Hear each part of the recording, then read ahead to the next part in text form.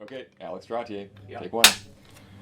Alex, tell me how you first got interested in men's health and the sort of the larger issues that we're taking on.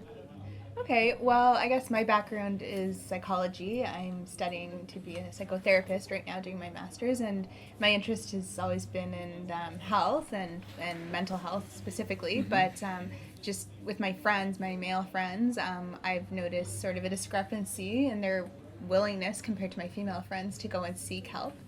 And I have lost a friend to suicide. He took his own life, and that kind of actually got me into this path of wanting to pursue male health specifically, and I really see it as an issue in our society, a prevailing issue.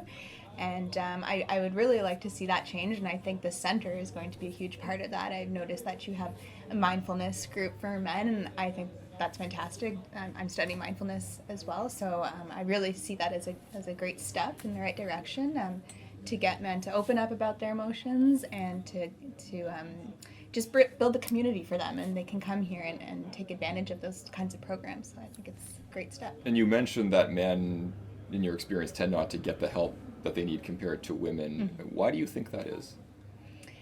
Personally, and having done minimal research in the area, I really think that gender roles have a huge impact Right. on men's willingness to talk about their emotions, even in the first place. And, it's this unfortunate thing where masculinity is associated with being really strong and having to always, put up a front and not being Yeah. able to be your true self. And this is so unfortunate. And, we really need to shift this because it's affecting men and their families, of course, in a tremendous way. And if we could get them just a little bit to open up about that, and this is not their fault, and it's a societal issue, building these norms that we expect of men and women. So I really see, we need to go into school systems, and we're starting to do that, and we're getting boys to realize the importance of associating with their emotions and being willing to talk about it. And if we can get kids to do it, then we can get teenagers to do it, and we can get adult males to continue on that path. So. Can you comment on how you think a center like this, which is sort of a new concept, this Canadian Center for Men and Families, how can this play a positive role to deal with some of the issues you've just addressed? Well, I think a lot of your programs are already doing that. As I said, having those talk groups and having the mindfulness groups.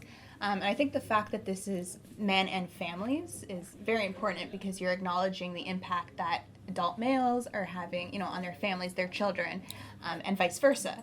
So having a center like this, and first of all, it acknowledges that there's this issue, and that has never been talked about before. I really don't feel like it's been acknowledged in our society. So I think this is a great step in the right direction. Just admitting, the first step to solving problems is admitting that there's a problem.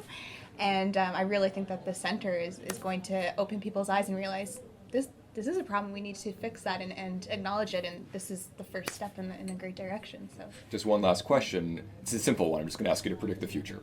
So if you can Okay. look forward 5, 10, or more years, looking at that short to medium term future, how do you see this initiative and others like it changing society? Where do you see the direction going? Well, I think this center is, again, a step like that. It's part of this initial step that we're seeing in helping men and their families acknowledge men's roles, their gender roles, and their roles within the family, and the importance of fathers and their children. And I don't think that's been talked about too much before. It's definitely, we're seeing it starting, and I think that this is an important step. And the center is going to be a huge part of that because it's talking about the roles between men and their families. So I really think that it's going to be a bright spot in Toronto's future and impacting Canadians as a whole. And the center is going to play a huge role in getting men to talk about their feelings and getting the help that they need. And with that, it's going to get others around them to see men and women Yeah. to realize that this is something that it's time for to see this change in Great. gender roles.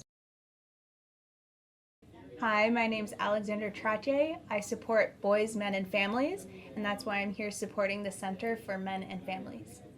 Beautiful. Perfect.